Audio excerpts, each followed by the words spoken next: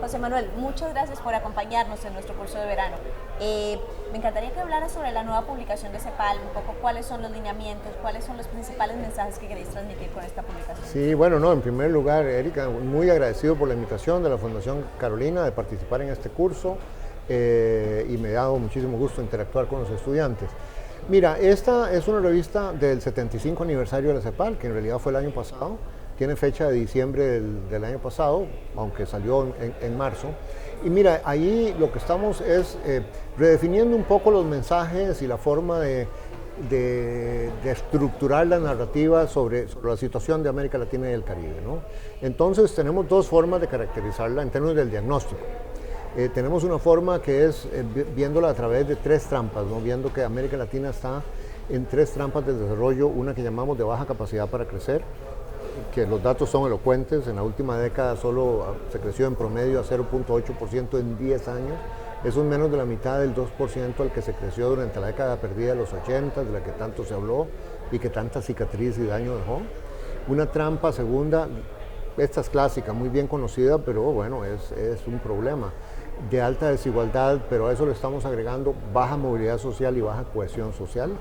Son temas relacionados, pero con sus diferencias, y consideramos que es importante ver esos tres elementos juntos, y ahí tenemos, bueno, un diagnóstico de las cuáles son las causas raíz y qué conviene, qué sería deseable hacer para reducir esa desigualdad, para aumentar la movilidad social. Y una tercera trampa importantísima, que es de bajas capacidades institucionales y de gobernanza, digamos, ineficaz o difícil. Ese es un tema transversal, porque eso es un tema que afecta a la posibilidad de que las instituciones sean eficaces en temas de educación, en temas de política social, en temas de política para las migraciones, gestionar las migraciones en todos. Y eso nos lleva precisamente a la siguiente forma de hacer el diagnóstico, que lo llamamos un decálogo, 10. Tenemos una lista de 10 grandes brechas en el desarrollo de América Latina, ¿no? Que incluyen el tema del desarrollo productivo, el tema de la desigualdad, el tema de las pensiones y la protección social, la desigualdad de género, el tema de las migraciones, transformación digital, todos los retos ambientales, por supuesto los temas fiscales y macroeconómicos. Al final son 10, eso lo llamamos el decálogo, y un área transversal que es el de la trampa de las bajas capacidades institucionales. Y para esto, por eso es que eso lo convertimos ya en términos de entonces, ¿qué hacer? Nos planteamos dos preguntas sobre el diagnóstico. ¿Qué debería hacerse para avanzar en América Latina hacia un desarrollo más productivo, más inclusivo, más sostenible? ¿Y cómo hacerlo? Porque hay un poco un déficit de discutir los cómo.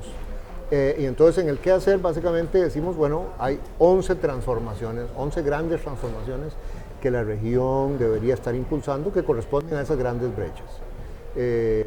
Esta es una forma de comunicar, por supuesto que uno puede ver a esa lista y decir fácilmente le faltó la 12, la 13 y la 14, bueno, pero no hay duda de que todas esas transformaciones y todas esas brechas son absolutamente importantes. Y finalmente, en el tema de los cómo, estamos dándole mucha prioridad y mucho énfasis a cuáles son las fallas de gobernanza, cómo mejorar los procesos de gobernanza política y de gestionar las transformaciones. Porque es una pregunta de cómo no en general, sino cómo gestionar cada una de esas 11 grandes transformaciones. Llegamos a un tema de las capacidades que estamos llamando top, de las instituciones top en el sentido de técnicas operativas, políticas y prospectivas. Y llegamos a un tema de los espacios para el diálogo social, porque al final de cuentas, para poder gestionar transformaciones y hacer reformas económicas y sociales, pues los gobiernos y las instituciones que lideran esos cambios tienen que tener diálogos con los diferentes grupos para poder persuadir, para poder convencer y para poder crear coaliciones a favor de los cambios mayores que las coaliciones que resisten al cambio. Así que muy sintetizadamente, y desarrollamos entonces en esta revista de la CEPAL ese decálogo, por lo tanto que hay en realidad 11 capítulos sobre cada uno de estos temas.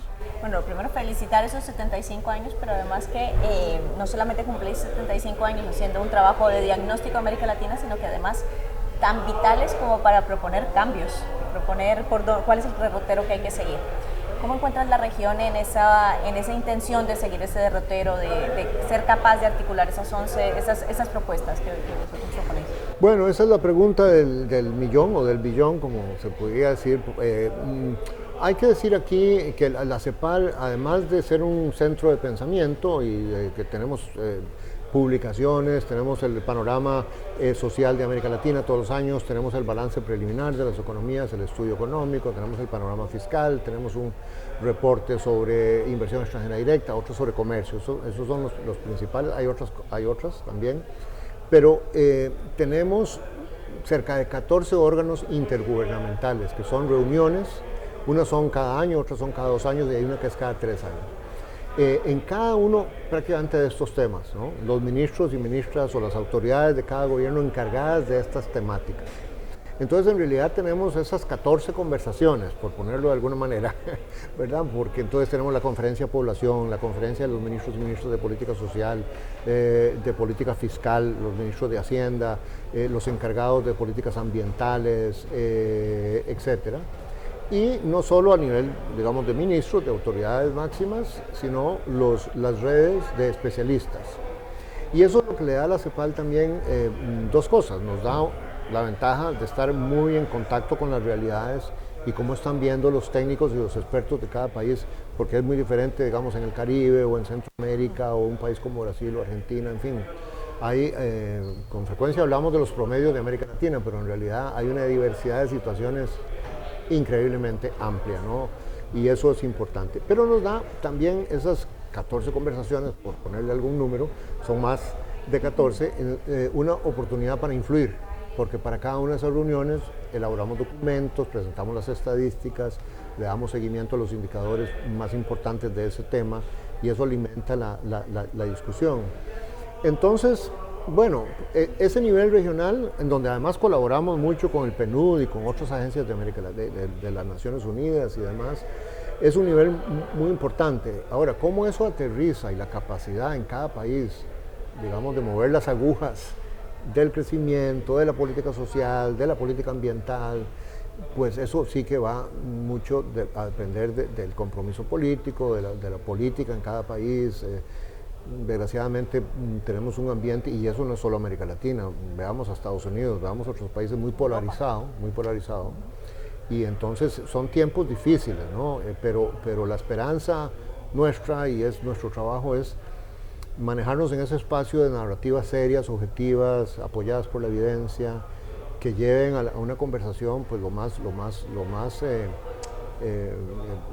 poco ideologizada, digamos, y más empírica, más pragmática, sobre qué se debe hacer y cómo construir los consensos para hacer esas transformaciones que son las aspiraciones pues, de muchas poblaciones de los países. O sea, en suma, más política, más evidencia, más toma de decisiones, más gobernanza. Y más pragmatismo.